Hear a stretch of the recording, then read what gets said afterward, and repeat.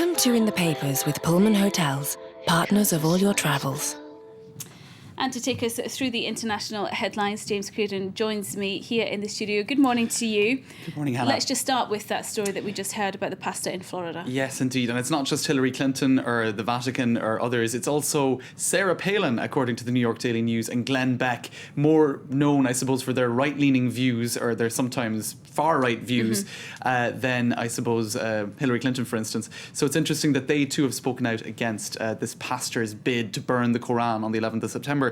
And Sarah Palin said on Facebook, book burning is antithetical to American ideals. So that time, I suppose, she got a big word right on a social networking site, because I think it was in July she said repudiate, I think, on repudiate. Twitter. Okay, anyway, yes. So I suppose the message it was an important one this time around, and the sentiments indeed shared by many.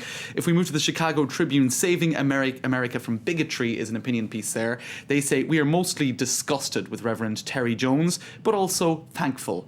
And because he has given us a face and an event that crystallises the anti-Muslim bigotry brewing for far too long and going largely unchecked in America. So they're saying they're actually thankful to him because it's better to have bigotry like this exposed than concealed. That's the central theme to the article. They point out that it was the German Jewish poet Heinrich Heine who wrote in 1821 that wherever people burn books, there in the end will they also burn people. So they point out to that very chilling reminder by Heinrich Heine.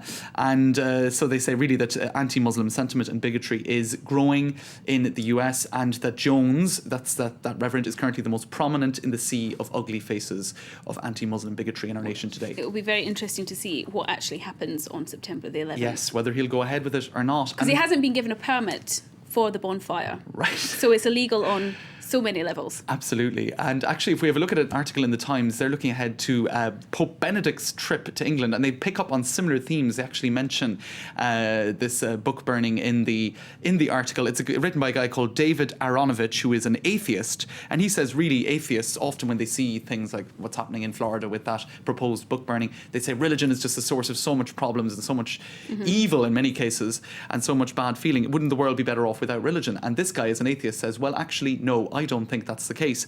And he recently spoke to Bernhard Schlink, who is the guy who wrote The Reader, which was made into a film sometime recently with Kate Winslet and others.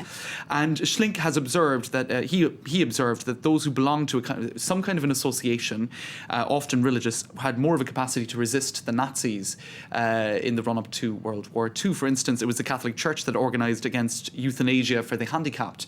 So he's saying, look, it's not all, we can't generalise religion. Yes, like any organisation can be corrupted, but it's basically a way of organising the conscience of the individual, and it can support the individual. Anything along those lines is good. And atheists, an atheist in that sense, assaulting religion is harmful. So he basically says the intelligent atheist should not want no religion, he should want good religion. So that's an interesting take on things, I suppose, dragging in a lot of different themes between Florida and the Pope's visit and all of that. Now, we'll move to The Independent. On the front page, they're talking about B vitamins. It's a big story today in the UK. Apparently, they can prevent Alzheimer's. And so this was a 2-year trial done in the University of Oxford. And so by giving massive doses of 3 different kinds of B vitamins, they noticed with elderly people a reduction in brain shrinkage by 30%, in some cases as much as 50%. So instead of taking heavy, Alzheimer's medication, simply massively upping your dose of B vitamins could actually have just as good an impact, if not a greater impact. So I suppose good news for the science involved in the research into dementia and Alzheimer's. And you have actually various testimonies in the paper saying what a very upsetting illness Alzheimer's is, how you lose people over and over again, and anything that could help in the treatment of that disease is welcome. So that's in The Independent. Now we'll finish with the Huffington Post, where apparently there's a report that almost a quarter of translators working with American soldiers in Afghanistan can't actually speak Afghan languages. So that's Pashto and Dari. So apparently they failed language proficiency tests, but they were sent out anyway. I suppose maybe they were thinking, they'll improve once they're out there.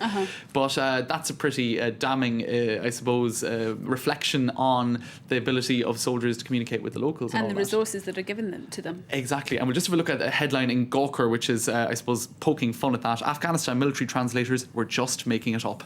Now, I suppose that's a bit facetious, but it's certainly not a very positive statistic. Yet another negative statistic coming out of Afghanistan for the US. Okay, James, thank you very much indeed. We'll have to leave it there. That was Thanks, today's In the Papers. You were watching In the Papers, presented by Pullman Hotels.